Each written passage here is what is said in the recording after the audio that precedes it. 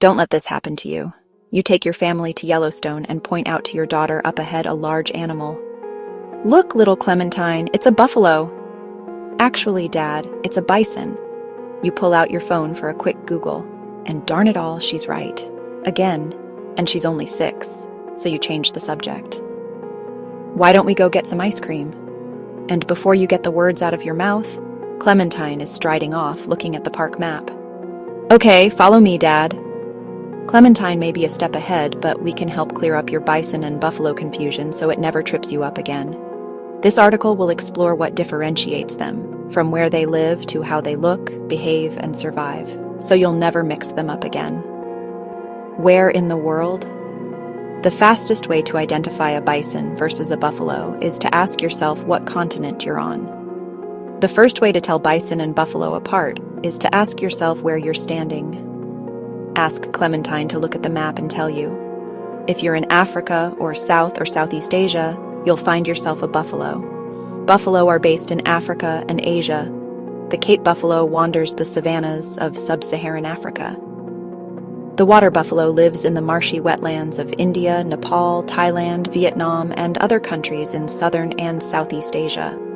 Bison once ranged from the Arctic to Mexico and from Nevada to the East Coast. Catastrophic overhunting in the 19th century drove them nearly to extinction. Today, they are making a comeback in protected national parks in the US and Canada, as well as in commercial herds raised for their meat and hides. European bison now live mainly in Poland, Ukraine, and Belarus, but they are being reintroduced in many Western European countries as well, including the UK, Spain, Germany, Denmark, Italy, and the Netherlands. Sadly, in 2022, intense fighting in the Zalicia National Nature Park in Ukraine killed all the adult male bison in that herd. Other traumatized herds fled deep into forested areas away from their feeding grounds, and some skipped a year with no bison births to replenish the herd. Water buffalo are essential farm animals in many countries around the world, particularly in Asia. You're most likely to see buffalo being used in farming, plowing fields, transporting loads, and producing milk.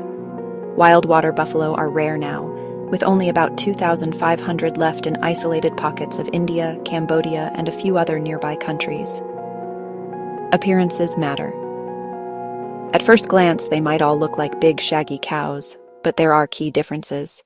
Bison are built for winter. Their most striking feature is a massive shoulder hump made of muscle and reinforced vertebrae, which helps them shovel snow aside as they forage. They've also got big, blocky heads, and from fall through spring they sport a thick coat with a woolly mane, beard, and dense fur around the shoulders. Buffalo, in contrast, have no shoulder hump and are more evenly built from front to back. Cape buffalo wear a sleek, dark coat that clings to their bodies, a perfect fit for hot climates. Water buffalo have even sparser hair, often exposing gray or bluish skin, especially after a dip in a muddy wallow. The horns bison have short, curved horns that sweep upward and inward, sharp but modest. Cape buffalo go big, with horns that can stretch 6 feet across and fuse at the center of the forehead in mature males to form a helmet-like structure called a boss. Water buffalo turn the drama up even more with enormous horns that curve backward and outward, often over 3 feet long on each side. Size showdown. American bison, up to 12 feet long, 2,000 plus pounds, and 6 feet tall at the hump. Cape buffalo, up to 11 feet long and nearly 2,000 pounds, with a more uniform build. Water buffalo, often the heaviest, at up to 2,600 pounds, though slightly shorter in length. Following the herd, bison and buffalo are social animals, sticking close to their own kind in herds. Cape buffalo form tight-knit groups, sometimes several hundred strong. That unity helps protect them from lions and other predators. Water buffalo herds are usually smaller, especially when domesticated, though wild herds still form groups of several dozen. Salad, anyone? Bison graze across prairies and open fields, chewing through tough grasses, sedges, and wildflowers. Cape buffalo mostly eat dry grass from the savanna, but can shift to shrubs and leaves when food is scarce. Living the good life. American bison, 15-20 years in the wild, often longer in captivity. European bison, similar lifespan but far fewer wild individuals. Cape buffalo, typically 18-20 years if they avoid predators and disease. Water buffalo, up to 25 plus years when domesticated, slightly less in the wild. The wild ones, water buffalo, have been domesticated for thousands of years across Asia. They've helped farmers plow fields, carried loads, and even provided rich, fatty milk. Bison, however, are not so cooperative. While ranchers in North America raise them for meat, they've never truly been domesticated. Cape buffalo? Absolutely, unquestionably untamable. Their infamous temper and tendency to charge make them among the most dangerous and least domesticated animals in Africa. Wait, what was your name again? So why do Americans keep calling bison buffalo? Blame early explorers.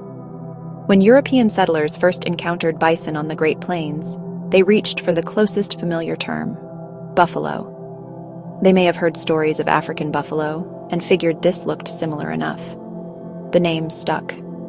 Buffalo became so popular that it found its way into songs like Home on the Range, town names, and even sports teams. But make no mistake, scientifically, those shaggy beasts in North America are bison, not buffalo. Discover the largest bison ever recorded worldwide. Thank you for watching.